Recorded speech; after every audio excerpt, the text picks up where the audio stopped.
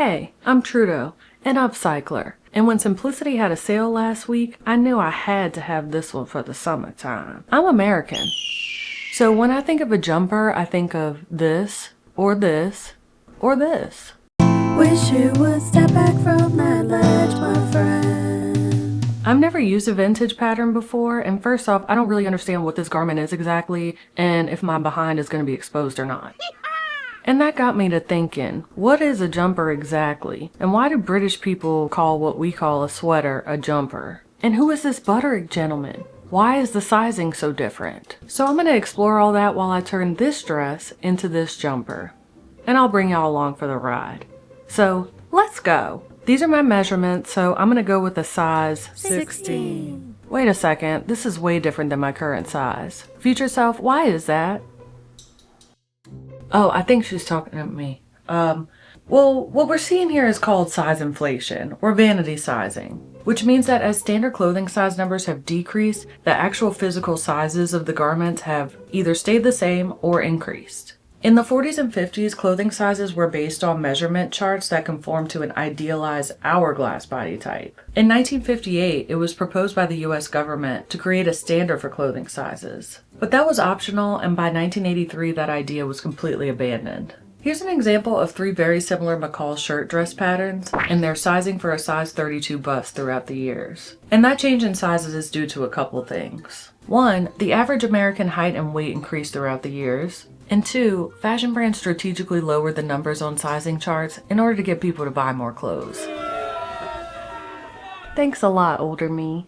Obviously, this skewing of sizes can have a psychological impact on body image. And without a universal chart, people can find themselves fitting into multiple sizes or none at all, depending on the store. Also, this lack of inclusion has had an impact on plus and narrow size communities. Narrow size, slim size, small size, minus size. I don't really know the term for that, and there's no consensus online yet, so. Recently, one of y'all asked me if the pattern I used in this video was inclusive. And in that case, it only went up to a European size 50, which translates to a 2 or a 3XL. I consulted the web to see what size inclusivity means in fashion, and true inclusivity means designing for all body types so that everyone can be represented. Commenters on Reddit mentioned that some manufacturers will often scale up or down without thinking about body shape and proportions, or testing their patterns on actual human beings. And they're right, the pattern should be tested on a large range of body types, large and small, without excluding people and cutting corners. But is it actually possible for designers to include every shape and size? I don't know, what do y'all think? This is a complicated question that obviously we have not found the answer to yet, and it sucks. Well, since Butterick patterns are the first of their kind, and I'll get back to that later, we can be sure that they at least test their patterns on all the included sizes. This pattern claims to range from a size 6 to a size 24, which Google says corresponds to these measurements. But the pattern size sheet says the maximum bust circumference is 46 inches. Make it make sense. Why can't we just have clothing sizes based on measurements like men's clothing? I apologize, y'all, because I'm doing my best. Yeah, she's trying. And a lot of this is sending me for a loop. Because commercial designers need to do better. And I don't understand why there hasn't already been a solution to the inconsistencies in sizing as well as the lack of inclusion. I did find this amazing article that teaches you how to grade a pattern for larger and smaller sizes using the slash and spread method. And I have it linked in the description. It's pretty straightforward. It's just annoying because no one should have to do that. But I also found the cutest, most inclusive pattern similar to the one I'm using in case you want to do this upcycle, and that's linked in the description as well. It's also interesting because this dilemma ties directly to what I'm going to talk about a little later, which is the history of sewing patterns. But let me go ahead and cut the pattern out of this dress. I carefully unpicked all of these. When I unpicked the darts, you can see that they're quite a bit darker there, but that is a beautiful new feature to the new garment. This here is really in there. It's not actual snaps. I don't know what the hell these are. Some type of heavy duty hardware, and somebody had something to prove, I guess. I don't know. I am anticipating that this should be enough fabric for the skirt, and who knows, maybe I'll just leave this on the front. No. From placing down the pattern pieces, I immediately realized something. This wasn't gonna work. I need another dress. I don't like going by anything now, but I think that's my only option. So Sorry, y'all, we gotta go on a little bit of a side quest. I didn't actually realize how much fabric was gonna be needed for a wrap dress. So I'm gonna try and find something that matches. My bad. So if you want to fast forward to this timestamp, that's where the reveal is. So I went thrifting, la la la la la, and okay, are they gone yet? Because that's not actually when. They're getting an intervention. Anyway, let me just say that I find it wild that I couldn't find a reasonable jean dress at 2 different thrift stores when I see those all the time. I did see this thing though. What the hell is it even? So I went home empty-handed and decided to just cut out the lining for now. Ha ha! And I ended up not having enough of it. Typical. So I switched it up. I decided that I like this fabric for the lining because it has this white back on it, and I don't know what the hell else I'm going to use it for, so. After cutting those out, I hit one more thrift store and found the perfect matching jean dress for $3. Nice. Once I dismantled that one, I began plotting out which pieces should be cut from which fabric since one had the paisley pattern and one didn't. Then I carefully cut out the pieces, hoping to go for somewhat of an asymmetrical look. What's occurring in here? Oh, nothing? Goodbye. I also had to piece some parts together so that I would have enough fabric for the bodice pieces. Damn it. Why? I am almost done with 3 days of cutting and piecing shit together. And if you ever wonder why it takes me so long to get these videos out, it's because I'm a glutton for punishment. So I'm determined to upcycle everything I can instead of buying new fabric because I want to live sustainably. And I'm gonna be honest, I'll be having my work cut out for me. So if you're still here listening to whatever the hell I'm saying, don't forget to subscribe. We're still in the middle of the damn video and I haven't even began sewing anything, so I appreciate you sticking with me. Honestly, I haven't even been doing any foolishness. I've been focusing on this for about a week. And I think having a thrift, especially at 3 different places, really set me back. But at least I found what I was looking for. I do it for the love of sewing. Really enjoy this most of the time. Today, not really. My back hurts. Ugh.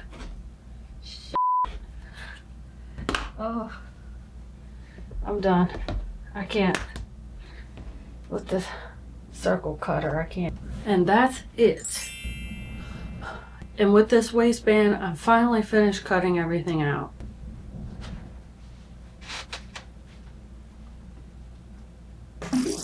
And if it tells you how much brain power I had to use, this is what I have left. Little tiny itty bitty scraps of nothing. And then these pockets from the second dress. Okay, I'm following all these instructions to a T, and first I need to overcast everything. I decided I needed to remove these studs because there's no way I was going to be able to stitch around them. So it took me like half an hour to pick that out. Like damn, why y'all reinforced it so hard and it's not even real snaps? From ripping that out, there was a slit left behind that I used a rectangular scrap from the same fabric to patch it up. Next I needed to stitch the pocket fabric, main and lining right sides together, clip the corners and notch the curves, then flip right sides out. If you didn't know, the reason to notch a curve like this is so that when you turn it right side out, everything will lay flat. Otherwise the seam is going to be kind of bulky. Which did not happen to me. You see that? I ironed them flat and stitched them to the front skirt panels. Just looking, seeing what you're doing.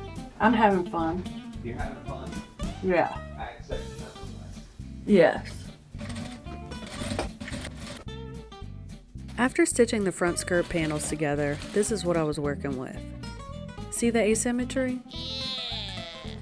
Then I just needed to stitch the front skirt to the back skirt pieces, and now we're getting somewhere.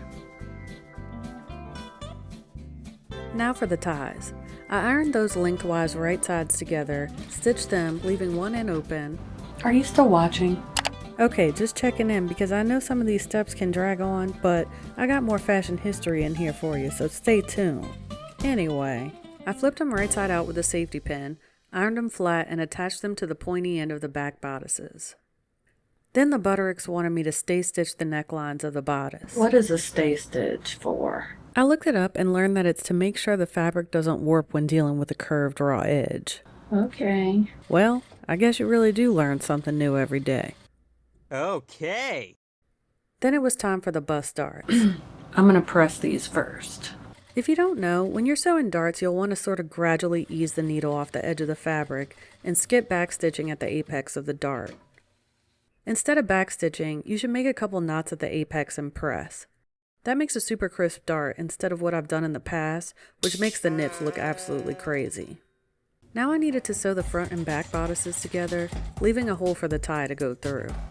Okay, so I left this bottom part open, and now they want me to whip stitch the rest of it on the bottom because this is where the tie is gonna go through. But why do they want me to do that instead of just stitching from here up? I'm just gonna sew with my machine from the edge to maybe half an inch down. Yep, looks the same to me. Now I'm putting these two together. I will be pinning around because I'm that bonk. Please work. I matched up the center front and the sides are pretty much the same length, which is good. However, the side seams don't match up. Oops. These are the bodice side seams here, and these are the skirt side seams. You can see how they don't actually match up, but we're gonna ignore that because it's something I did wrong, 100%. Okay, this part they want me to do some hand stitching. Where the little hole is, they want me to take this seam allowance and stitch it to this seam allowance. I guess so that it doesn't fall down. I don't know if it'll make a difference that the skirt side seams do not match up, but I'm just gonna rig it in the best way I can. Meaning get comfortable and use a headlamp because I can't see a damn thing in here. Let me get in here. And with that, the main fabric of the jumper was done. Whoa. Okay, so what I have to do next is repeat all the same steps with the lining. And while I'm doing that, I'm going to talk about Butterick, because who the hell is that, I wonder? Well, a lot of us have these folks to thank for being able to use standard size patterns nowadays. This hero took a whole lot of the work out of the process of using commercial patterns, and it's already a lot of work, so big shout out to him. Ebenezer Butterick, my boy. Basically, before 1863, it was rare and expensive to find ready-to-wear clothing in the US. So either you'd have to have the sewing skills yourself, or you would have to get somebody to sew it for you. And back then, sewing patterns used to come in one size and you'd have to do all the sizing yourself.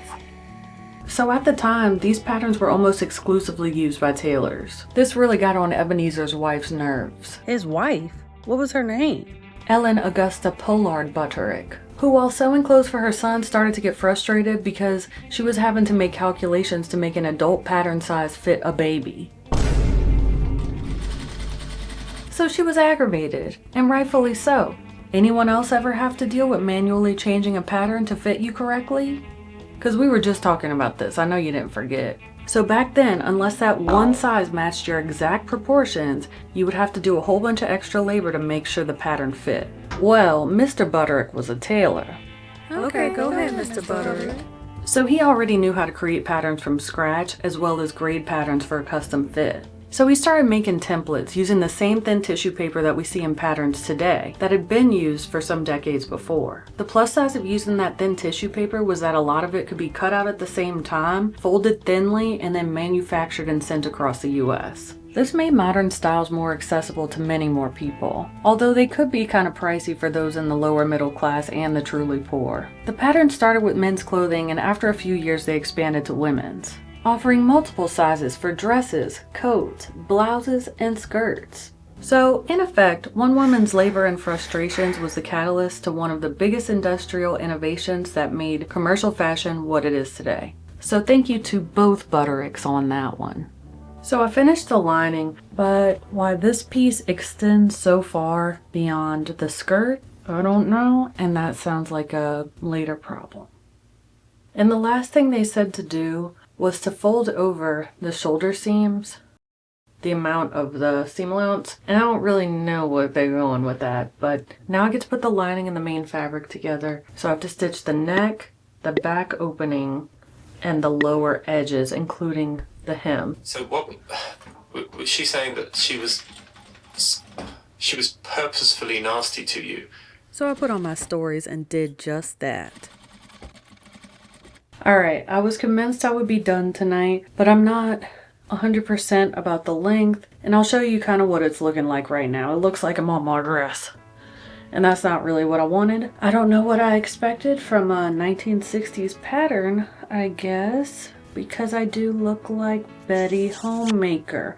But I think what I'm gonna have to do is put all the final touches on the bodice, with it still having the opening on the bottom, so that I can turn it right side out with everything finished and then look at it one more time before I decide on the length. I just don't know, guys. I just don't know.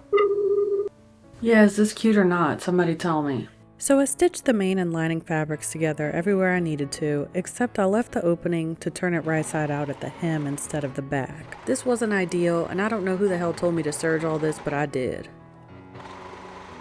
And then I clipped the curves, which I do not believe makes any sense. Then I turned it right side out and pressed it so that I could attach the shoulder seams. Okay, this is cool. I couldn't really make sense of it in my head. So because I already folded down the seam allowance on the lining part, see the folded down part, now I'm gonna trim and then tuck these into there like so, and then hand stitch the lining together. This is when I learned what a slip stitch is. Basically, a slip stitch is used to join folded edges together, mostly for when you can't get in there with the sewing machine. You start by stitching through the seam allowance and out of the fold of the fabric, then on the adjoining side, stitch through the fold directly opposite where the previous stitch came out. After you've repeated this the whole length, pull tight and it encloses the seam. A couple knots on the end and you're golden. And I honestly think learning this stitch has been my favorite part of making this jumper because hand sewing is so relaxing for some reason. I also had to do the same thing for the hole for the tie. The last part I had to do before deciding on the hem was top stitching the finished edges. Lou wished I would hurry the hell up. Chop chop, lady. Okay, here's with all the final touches. This is what it looks like on top. It's kind of baggy in the back. I don't know, y'all. Let me show you the bottom. What do we think about this? Should it be shorter? After some deliberation, I decided to do something crazy style, which is kind of how I always do it, I guess. Okay, what I'm about to do is really risky because I think it's a little bit too long and my seams don't match up, so here I go. What the hell are you doing, ma'am?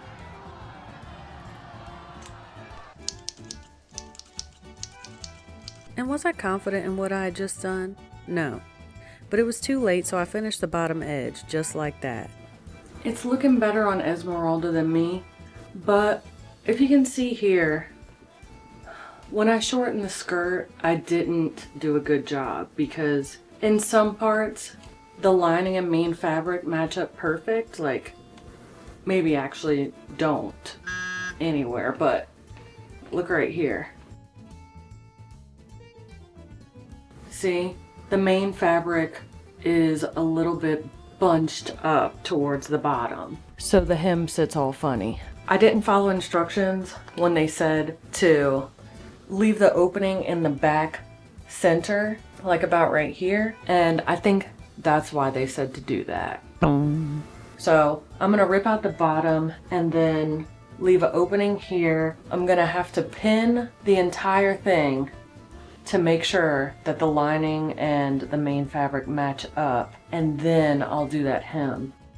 Alright friends, this should be the last step before the reveal. In the next minute, I'm going to lecture the people who fast forwarded to my fake reveal, so for real, if you want to skip to this timestamp, go ahead and do that. I appreciate y'all for hanging out this whole time. Hey, it's me, and this isn't actually the reveal. I'm here to give you an intervention. I hate to be the one to tell you this, but your attention span is cooked. Because the instant gratification you're craving, that's not what this video is for. No! We're taking our time and learning, enjoying the process of sewing, which sometimes can have unexpected side quests. My channel is more about the journey than the destination. And if you're looking for back-to-back casino-like vibes, go watch some shorts. Or better yet, and I'm gonna hold your hand when I say this, you might want to put your device down and go outside for a little while. Go play with your dog. Maybe go on a little bike ride. What are your friends up to? And where are your kids at? Alright, I said what needed to be said and now here's the actual reveal.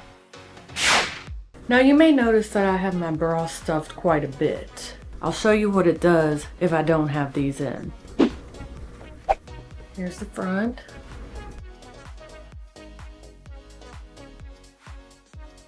No. But at least I fixed the hem for the most part. Just don't look at it. Well, since it's a jumper, I think you're actually supposed to wear a shirt underneath, so let me try that as well. I do find it to be a little bit less noticeable that the back is coming down when I have a shirt underneath. It also looks like I'm going to a hoedown, which I said that to my boyfriend and he said, that's a cute look. I don't know. I am on the fence about this one. But yeah, anyway, that was fun. Oh, and the question everybody's been wondering, I guess, and I didn't know when to throw this in, but yeah, the reason that we call it a jumper here, and that's what they call a sweater, is because basically in a lot of Europe, the term jumper has been used to describe a loose outerwear garment. Some people think the word jumper comes from the term jump, which means a short coat in the UK. Not until the 1880s did the term sweater come into use in the US. Named after the verb sweat, because athletes would wear garments specifically for this activity during exercise, and the name stuck. The American jumper dress, also known as a pinafore, especially in the UK, popped up in the early 20th century. A pinafore is like an apron because it's pinned afore another garment, potentially to protect it from stains. In 1906 was the first time that these dresses appeared in a US newspaper, the Fort Wayne Sentinel. In that paper, it was stated that this fashion had come from Paris, which is interesting because the French word jupe refers to a petticoat or skirt. By the 1920s, the jumper dresses became more popular in the US, with designers launching their own sportswear collections. And that's about it, really. The origin of the word is pretty unclear because many different countries call different garments by that same name. And since there's so much cultural exchange, here we are, calling a whole bunch of things a jumper, okay? I don't know what else to say. Shoot. Yeah, I had to look that up because it's really not that interesting, okay? It's not that interesting. But yeah, that's a little bit of trivia for you. If you end up winning some sort of trivia contest because of that, send me a couple dollars. Dare I say, if this didn't have pockets on it, this would be reversible. And actually, I think it could be reversible. Let me try. Girl, I ain't going nowhere with this matronly ass on. They can't all be wins. Okay, but let's like actually try. What do you think? Peep the shoes. Ooh. You know, I don't think it looks bad. It's just not necessarily my style. And I think it's a lot better once I have a shirt underneath, even though these kind of fall down. If anyone knows a solution for the back drooping down like this, please let me know. I think the only glaring signs that it's handmade is that there are some spots that are clearly patched up, and this used to be the dart. A little bit of an unfortunate placement. You can also see I have this bow delicately placed on top of where the hem used to be to cover that up. But all in all, it's not bad. I think I will wear it. I just don't know what occasion this is appropriate for. A little bit of a different vibe, I suppose. It's kind of giving Prince or like Janelle Monáe or something, but also a hoedown. Oh wait, I forgot to grab my partner.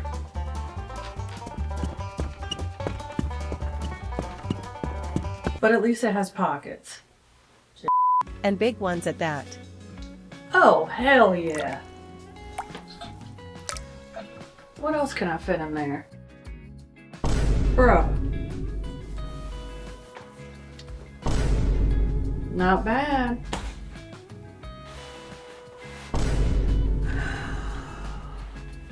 Boy. Anyway, that's the video. I hope you enjoyed it and maybe you learned something. If you haven't subscribed yet, you could go ahead and do that. If you have any tips on how I could have done this better, where the hell I could wear this to, and what I should do next, let a girl know in the comments. And don't forget to hit us with a hell yeah. What the hell are you doing, ma'am? And as always, thanks for watching. Bye.